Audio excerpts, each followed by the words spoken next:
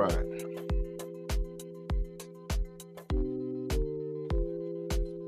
Good evening, folks. Thank you for jumping on the stream tonight. I'm your host, Charles Chambliss of Let's Talk About It Now. It's another episode. We're going to get into a very tragic subject that happened. We're praying for the best. I truly believe that the individual I'll speak on tonight will, in fact, come through this tragic incident that he suffered. And I speak of no one other than Mr. Damar Hamlin. He's number 3 on the Buffalo Bills, and his position is a safety. As you probably know already, he suffered a very severe injury in which he was impacted in his chest. I mean, he was going to tackle the individual, the opposing teammate. He was going to tackle him, but we can see from the videos that we've watched that that was in fact not a tackle at all. In fact, that was an impact. He took the full impact of this opposing teammate from the Cincinnati Bengals, and he never did actually tackle him. It was really a collision. It was a collision. It wasn't a tackle at all, because if you look at the footage, his arms were out when the impact took place, and you didn't see his body in motion going forward. You saw the Cincinnati Bengals player running in his direction, and they collided, and as a result, the impact on his chest caused a major problem for him, in which he suffered a cardiac arrest. You saw him stand, and at first it looked like everything was fine. It looked like everything was fine. I believe personally that when he stood up, he was moving on simply adrenaline, but that in fact his heart had stopped already. That's why it only took just a few seconds for him to collapse. It took just enough time for the oxygen that had already gone to his brain to dissipate, and as a result, his body shut down. Because where there's no heartbeat, there's no movement. Where there's no heartbeat for too long of a period of time, there's the potential for brain damage. I think we have somewhere in the window, the neighborhood of about 3 to 5 minutes. Without the lack of oxygen, you'll suffer from brain damage. So we thank God for the medical professionals that were there, and a shout out to the medical professionals that were there, who in a very, very fast, quick way responded to this young man's injury, and as a result, it may, I believe, lead to him surviving and getting through this. I do believe he'll have to take some time off the field. I don't believe he'll be able to get right back to what he has a passion for, which is football. I don't believe he'll be able to do that. But I believe he'll have to take some time off, perhaps the entire season, just to get his body in up to par and get his strength where it needs to be, so that he can play this very physical, very, very dangerous sport, which we all love to sit and watch, and we enjoy watching. But we really don't realize all the time the danger that these players are putting themselves in when they play any particular sport, be it baseball, football, soccer, or many other contact sports, where individuals can come in contact with one another with great force. There's been many deaths in different sporting genres where players have lost their lives because of just simply playing the sport and coming in contact in areas of either their head, the chest, and they've lost their lives. So, and this is documented. So Mr. Damar Hamlin is really not a stranger to this kind of tragedy. But what is different and what is very unique about his injury is that his type of injury happens very rarely. It doesn't happen on a regular basis. You don't hear about it much. In football, for the most part, you hear about concussions, but you don't hear about the kind of injury that he suffered, which I intend to try to detail during this stream to give you a better understanding of what truly happened to Mr. Darwin Hamlin. And again, our prayers go out to him for his speedy recovery, and also our prayers go out to his family, and because I'm pretty sure they are going through it. Because one thing that gets you caught up, no matter how much faith you have in God, what gets you caught up is the fear of the unknown. So your struggle with your faith in believing something is always in competition, always in battle with your fears as to what could happen, not what you believe will happen based on your faith, but what could happen, you know? So again, my prayers go out to his family, his brother, Mr. Dorian. And for any of you that heard the reports that his brother gave publicly to the reporter, that he was resuscitated twice, it's come to my attention that this was not absolutely true. Again, we can give a pardon to his brother for maybe perhaps getting a misunderstanding, but he was only resuscitated once. His brother reported that he was resuscitated twice, and that was on the field and once he arrived at the hospital. So we're actually very happy to hear the news was incorrect, you know.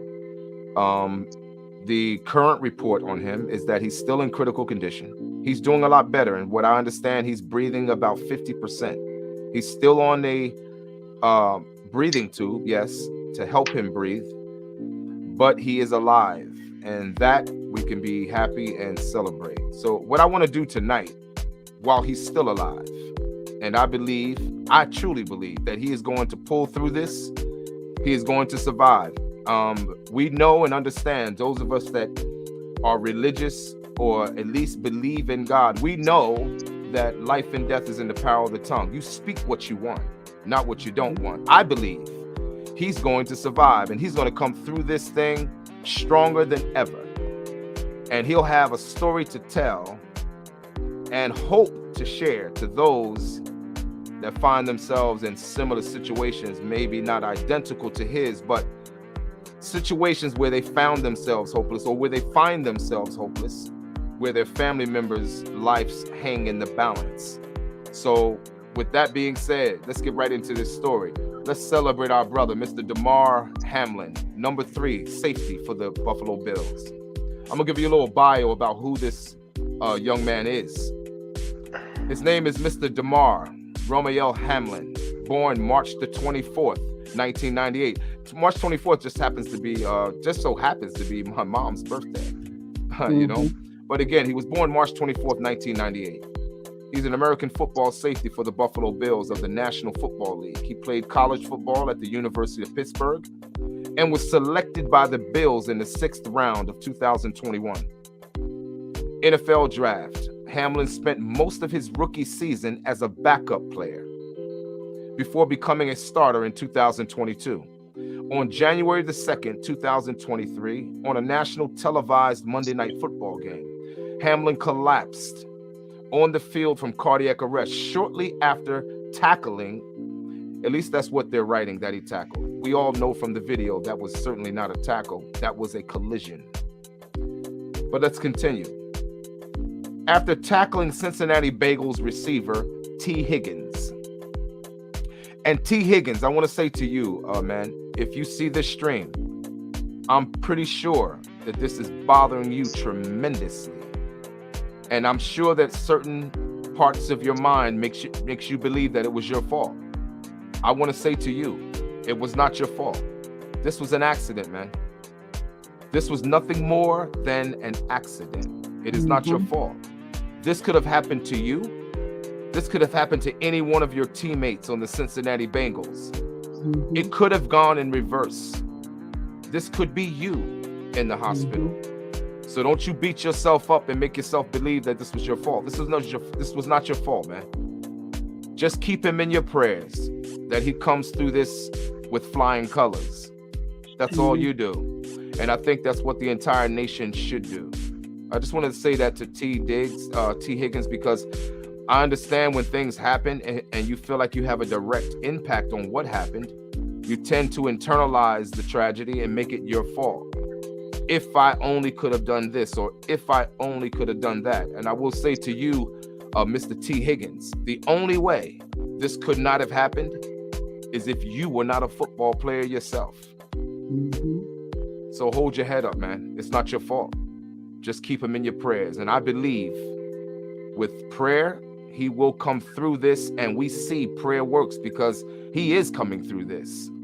You know, he is coming through this. So hold your head up, man.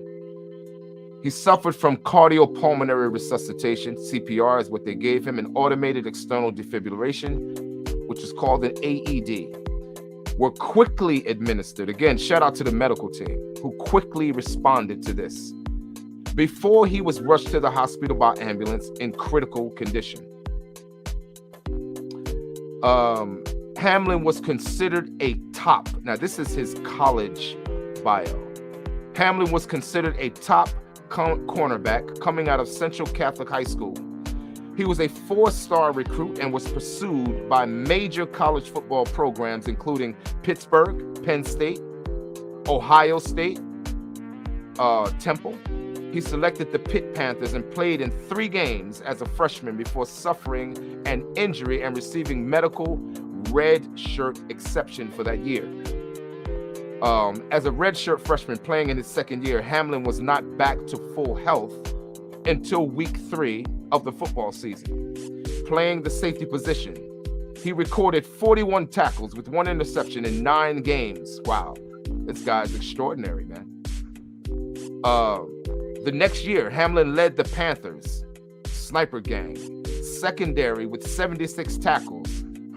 Wow, 76 tackles and 2 interceptions as a redshirt sophomore, and was named honorable mention All-Atlantic Coast Conference. He would register 84 tackles with 10 passes broken up as a redshirt junior. Now look how amazing this young man was and how athletically inclined and superior he was before he even went professional. It's no surprise he made it to the NFL. It's no surprise at all. Going into his final season, Hamlin was a team captain and was named to the All-ACC second team after leading the Panthers with 66 tackles, 7 passes broken up. He earned ACC Co-Defensive Back of the Week honors for his November 21st, 2020 game against Virginia Tech. Now, this was as a college student. This guy was phenomenal, man. Hamlin earned a bachelor degree in communications from the University of Pittsburgh. Amazing. The Buffalo Bills selected Hamlin in the 6th round with the 212th overall pick of the 2021 NFL Draft. He signed his 4-year rookie contract with Buffalo on May 21st, 2021, after playing a reserve role his first season.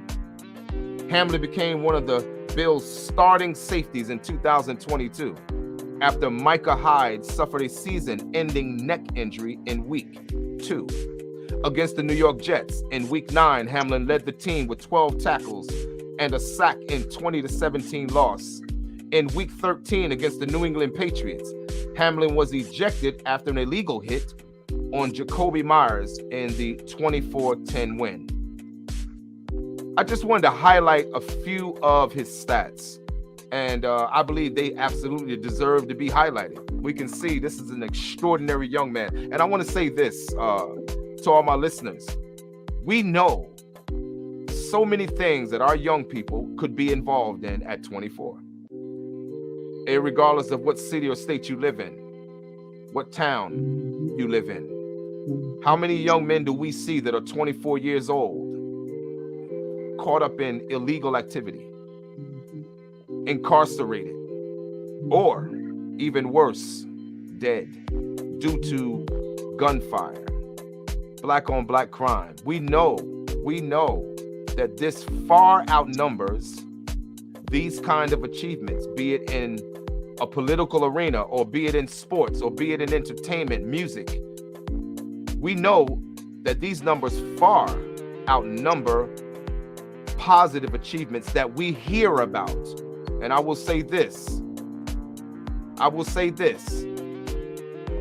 Most good achievements that happen in our community with our young men, even with our young women, are very seldom reported. Very seldom reported. We get a sprinkle of reporting when good things happen and good achievements happen and good accomplishments take place within our own community. And I'm talking about those that share our reflection.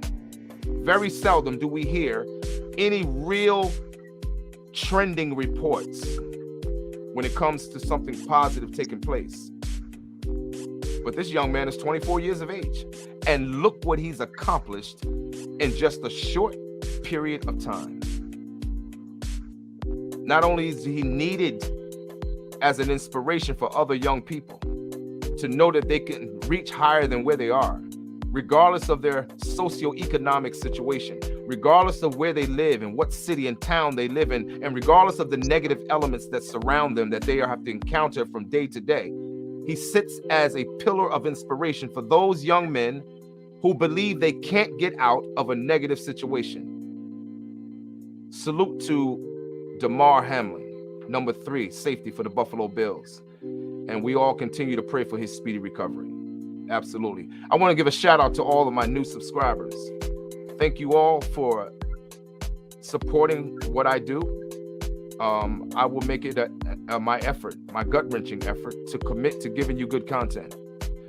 And likewise, none of this happens without your support. So I appreciate you. And shout out to those of you that end up getting on the stream after it's streamed live and you're in a replay. I appreciate you as well. You know, I've said in many different streams that our best commodity that we can share is our time. Time is not something that should be wasted, because time is not promised to any of us. So I appreciate any amount of time that you give in your support. Again, shout out to my new subscribers. Let's continue getting into the amazing Mr. Damar Hamlin. I want to go over, based on what the subject title of tonight's stream is all about. It's titled Damar Hamlin, the truth of what really happened. See, we saw an impact. Oh, absolutely. The whole world saw an impact. But a lot of us don't quite understand what caused the injury when our own 2 eyes saw him stand up. And then suddenly, to our shock and dismay, he just collapsed.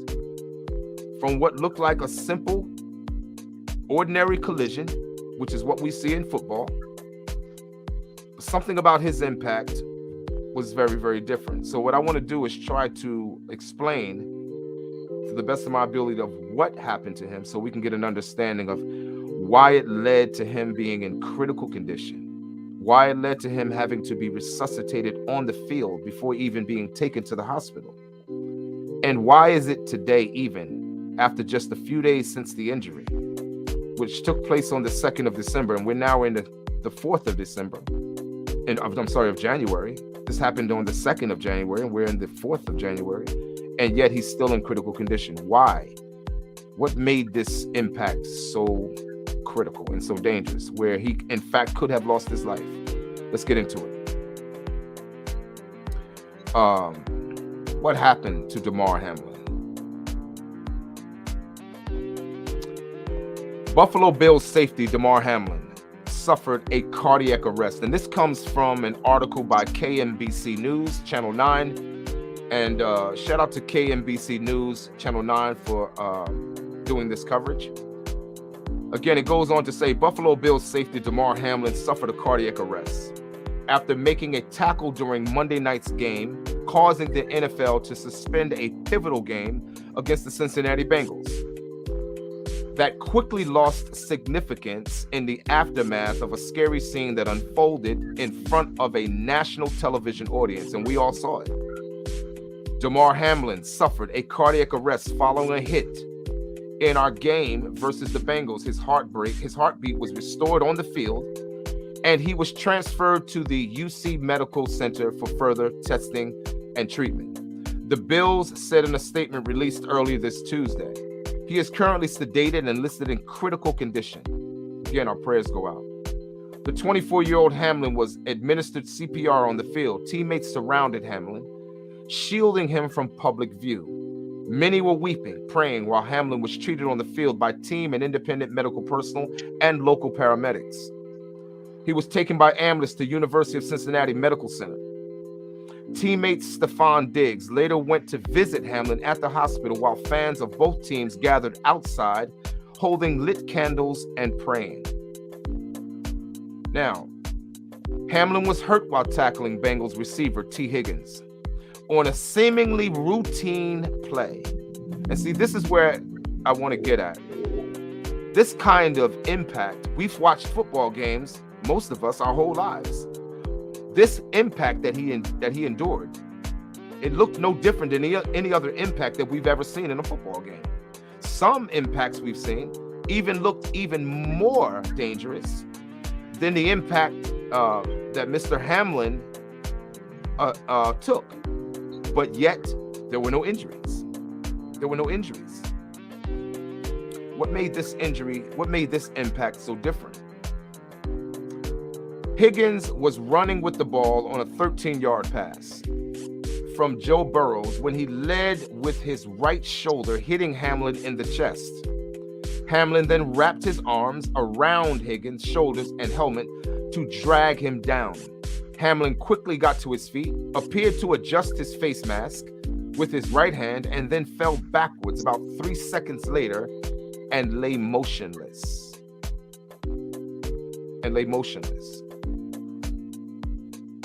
Now, I want to get into what could have caused this. What is this called? What kind of injury is this?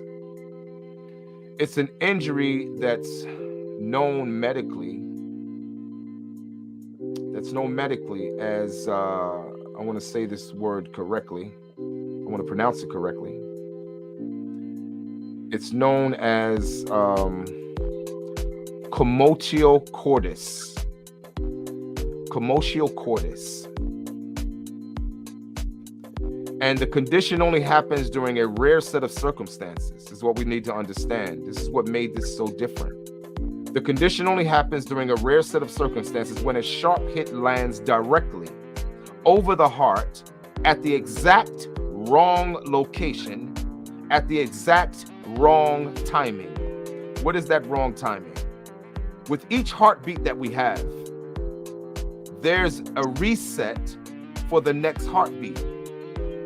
It's so fast, it's so quick that you don't even realize it. If you were to put a stethoscope on your chest, you would know exactly what point I'm actually referring to, because you hear the beat, then there's a quick pause, then there's a beat, then there's a quick pause, then there's a beat. Well, that quick pause is the Commotio Cordis.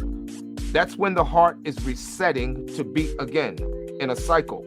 So when that cycle begins to repeat so that it can beat again, if you endure a strong impact at that point, that's when you can send the heart into arrhythmia and then suffer, unfortunately, what Damar Hamlin suffered, which is cardiac arrest. Many have not survived that kind of impact. And this is what it's called, Commotio Cordis. It says, when a sharp hit lands directly over the heart at the exact wrong location, at the exact wrong timing, during the heart's rhythm cycle, said Dr. Rod Passman, director of the Center of Arrhythmia Research at Northern University, Feinberg School of Medicine. He said Commotio Cordis occurs probably 20 times a year, and about 60% of those affected survive. So that's good news. Oh, that's very good news. 60% that's a pretty good percentage, of which I believe Mr. Hamlin will be a part of that 60%.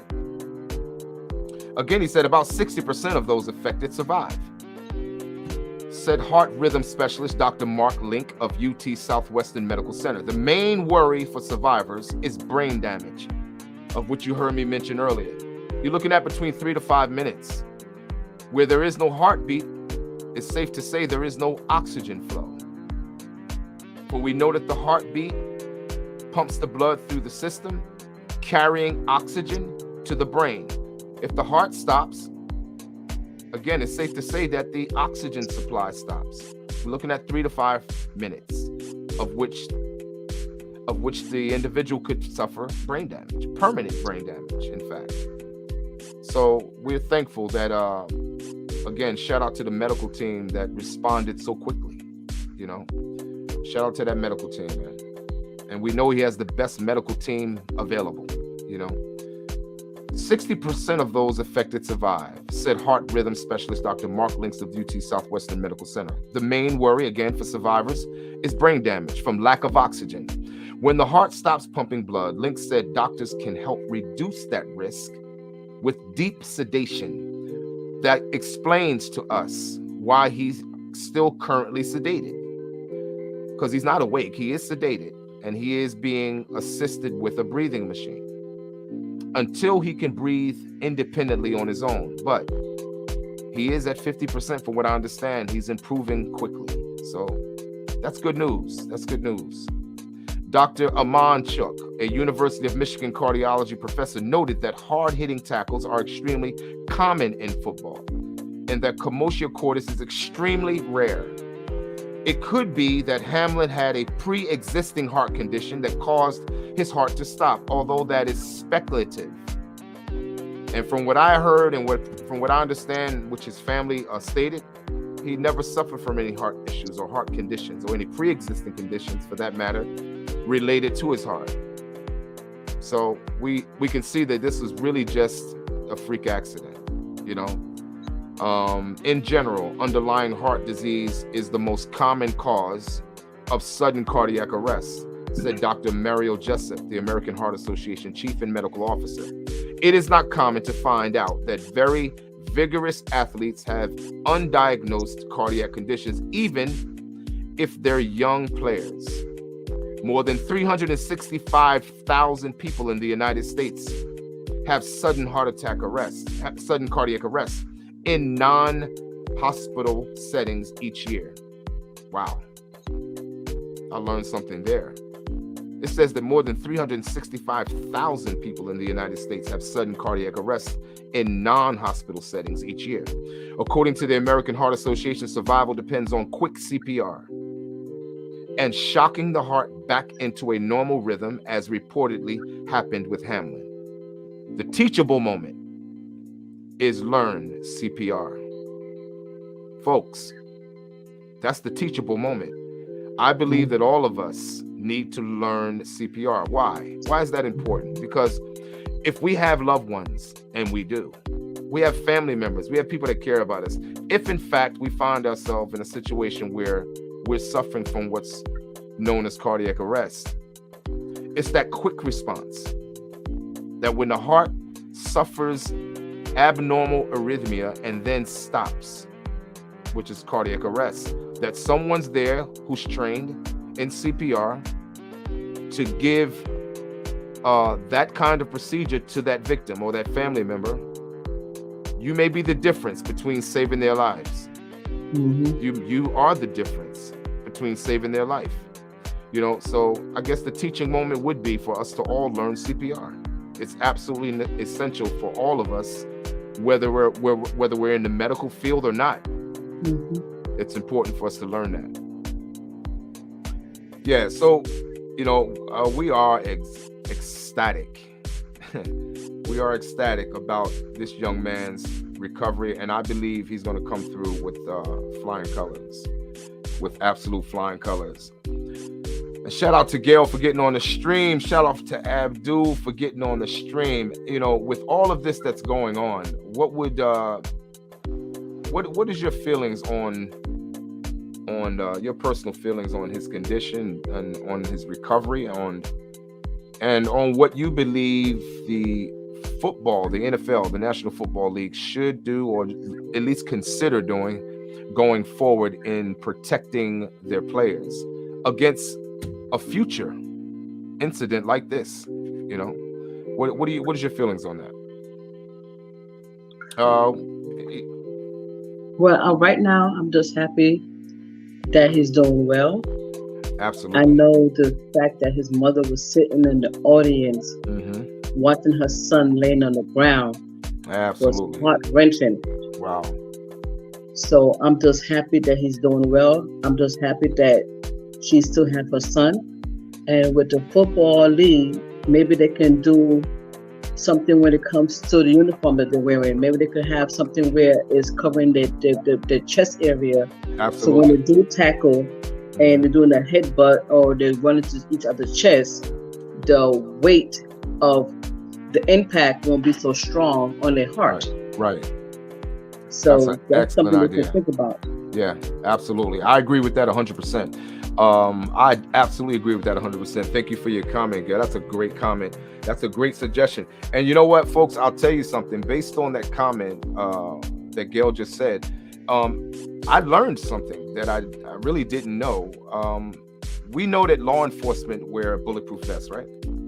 Well, Yes. they have something on their vest called a shock plate. That shock plate is positioned directly over their heart, and it's designed that if in fact they are hit or shot at center mass, that shock plate is designed to distribute the energy of that bullet's impact across the chest to inhibit direct impact where the heart is concerned. Wow. I found that extremely interesting. And based on what Gail just said, based on her comment, Yeesh. I would say to the NFL, you might want to consider that science. You might want to consider modifying the uniforms in such a way that mimics the Kevlar vest that law enforcement wear. So that in fact, if one of the players is hit to such a degree where the heart is recycling, it won't be a direct hit on the heart and cause this kind of potentially fatal injury to any other players going forward into the future. I doubt football is going to go out of season. I doubt football is going to be extinguished because of any one injury or any one death for that matter. But since we know that, I would say to the NFL, consider modifying the uniforms in such a way that it mimics the Kevlar vest of law enforcement, where it distributes the energy of the impact so that it's not a direct hit on the player's heart. If in fact, in some rare case, the heart is in the recycle mode and they feel the effect of that kind of impact. It's something to consider. That was a fantastic comment. Great comment, Gail. And Abdul, what do you think?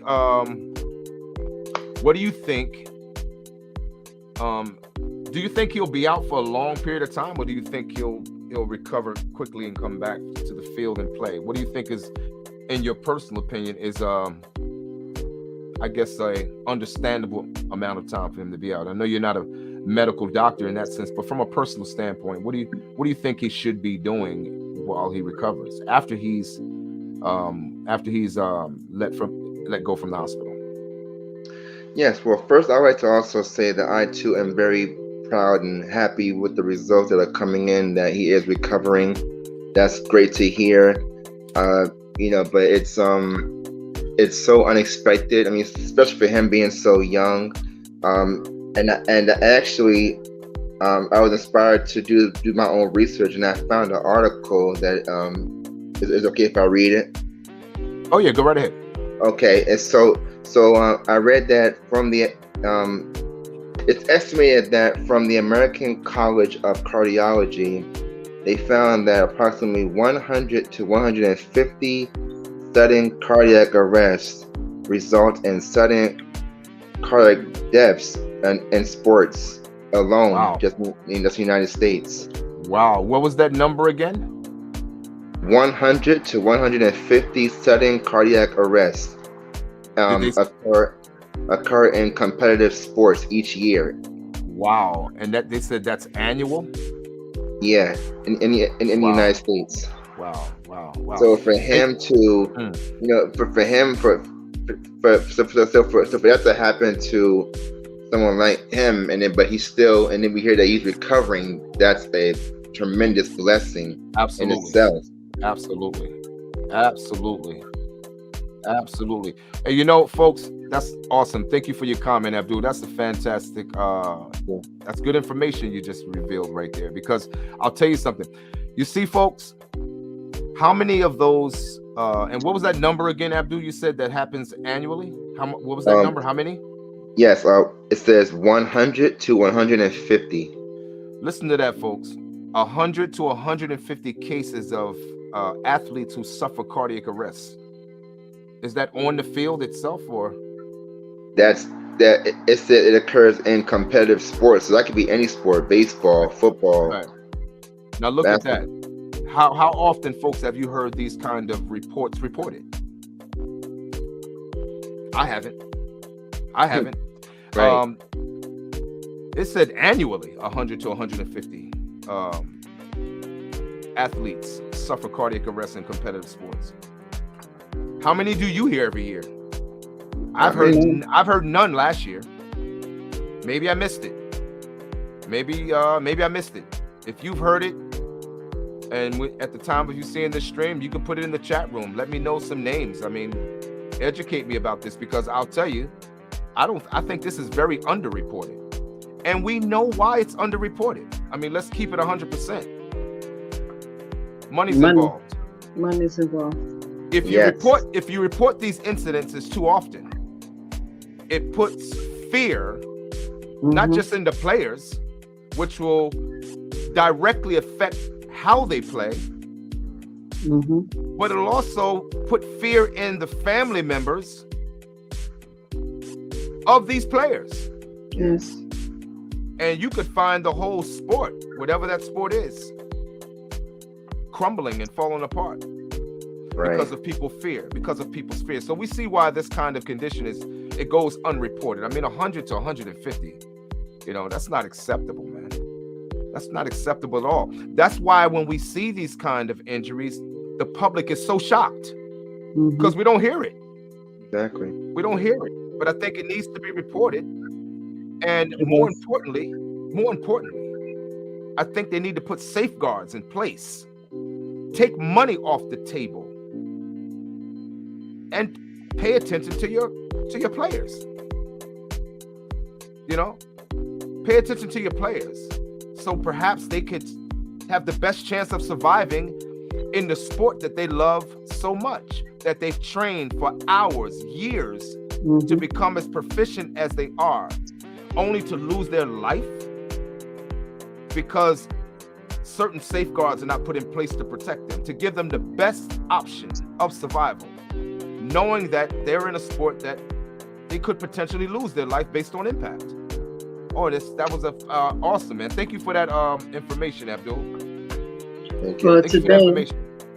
Go right ahead, today I was talking to Charles, and he said to me, "Ma, whenever I ran the 400 dash, he said a couple of times I felt like I was going to pass out." Wow. And he said when I spoke to my coach about it, only thing he said to me is that's normal. Wow. I said, what? He said, yes, that's what my coach told me. He said, that's normal. He said, but every time I ran track and field, he said, every time I had to do the 400, he said, I always felt like I'm going to pass out. Wow. Wow, that's interesting, man. And how many of you guys remember a movie? I believe it was John Q. I believe the movie was called John Q. Yes. Do you remember his son was a baseball player? Yes. Right? Yes. Remember, he was running to first base. And he simply collapsed. Why did he collapse? He suffered cardiac arrest. His heart, yes. His heart stopped. Now, mind you, this was a movie. Also take into consideration that he had a pre-existing condition, from what we found out in that movie, where his heart was enlarged. Yes. But what brings attention to my mind is that I personally believe that many of these athletes are examined by professional doctors. And because there's so much money on the table, these conditions that these players have, not only do they go unreported, but I believe in some instances that even the player, this information is kept from them as well, because they simply want to see you keep playing. They want to see you keep winning games. They want to see you keep scoring. until finally you can't score anymore. You know? Yeah. So, wow. because they see your talent will bring them money. Anything besides that, they're afraid they're gonna lose. Exactly. I agree.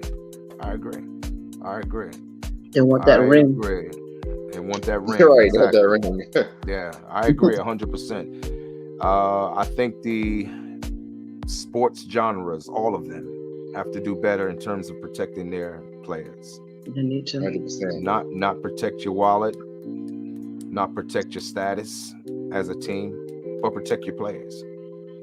I believe a healthy player and a protected player will be a player that plays for many years to come and win potentially many different championships. You know, so with that being said, I want to thank all of you. I want to thank all my participants on the stream tonight. Shout out to you, Gail, for getting on the stream. Thank you for all of your valuable comments. Shout out to you, Abdul, for getting on the stream tonight. Shout out to all of you that watch the stream in replay. If there's anything that you want to add in terms of comments or questions, please add that in the chat. When you get an opportunity. If you're watching this on a replay, or if you're even watching it now, I'll do my best to respond to each one. I do that. I'm one content creator that looks at your comments, and I take the time to try to respond back to you. But again, leave those comments and leave those questions in the chat. Let's engage on subjects like this. Like I've always said, a problem for one is a problem for all of us. And until we become enthusiastically charged as a people with that thought process, I believe nothing moves. We can't move the goalpost past that point. We have to become more passionate, more concerned about a tragedy that happens to any of us. Because when it does, it happens again to all of us, regardless of our social status, whether you're a celebrity, whether you're an actor, or whether you're just an everyday citizen, blue collar, hard worker. You know, many of us have neighbors right next door to us, and we don't even know their name. You know, we don't know their name, we don't know their kids, and we've been living next door for years. You know, we have to stop this detachment from one another, this disconnect. You know. This is personal for me. I have sons, and Mr. Hamlin is the age of one of my sons. I think a year younger than one of my sons, just a year younger. That's it. My youngest son is 25. Darwin Hamlin is 24. Just a year, maybe not even a year, maybe just a few months. But the point is, all of us have children, those of us that do. If our children is personal, why wouldn't someone else's children be personal if a tragedy affects them, you know? And I believe we need to get to that place.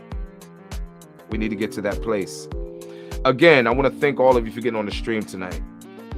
And I appreciate you, and I appreciate your time. If you should so feel about supporting this stream, if you like the content that I attempt to deliver to you, if you find value in what I speak on and what I talk about, you can show that appreciation by supporting the stream with Cash App. It's $, capital C, capital G, 4033. And I appreciate you and all of your support, regardless of what that support denomination is. It's not about money. It's about getting you the content. It's about getting you the information that perhaps you didn't even know. And it's about dealing with a different perspective from another thought process that perhaps we hadn't even considered. You know, I think we need to get there. So again, I thank you for all of your support. This has been another stream of Let's Talk About It Now. I'm your host, Charles Chambliss. And with that being said, we are out. Awesome. Keep Darwin Hamlin in our prayers. Yes. Have a good night, folks. Have a good night.